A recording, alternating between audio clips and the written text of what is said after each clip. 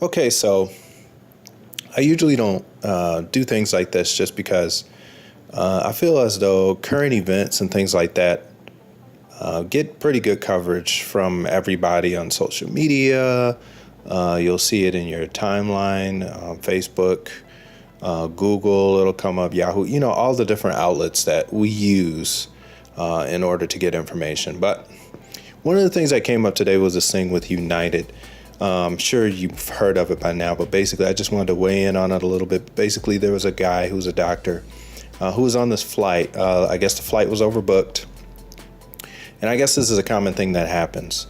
They overbooked the flight because so many flights cancel. I don't know how true that is, but that's what I've heard. So the flight was overbooked and they asked passengers to leave.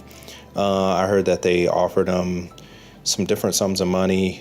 Some say it was $100 and $400, then $800 with a hotel stay.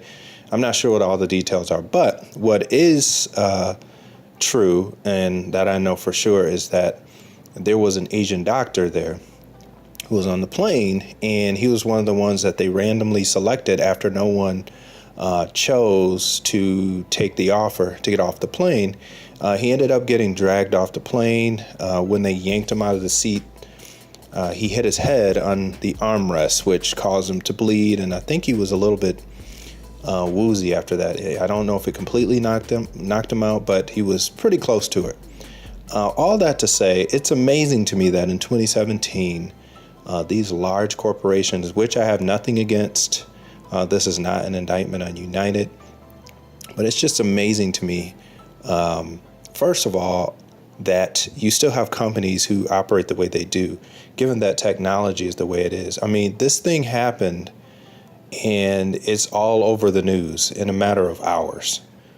So I don't know if companies really realize that the power of social media and the power of on demand and right now news affects everything. So I guess for me, even it's a wake up call because I have, my own company, Purpose Lens Photography and Media, and you have to really be careful. So this is basically just a warning or just a wake up for anyone who owns a business, especially a small business, because we can see things like this can even bring a large business down. But if you have a small business, treat people with respect, no matter who it is, even if they do things that are wrong to you.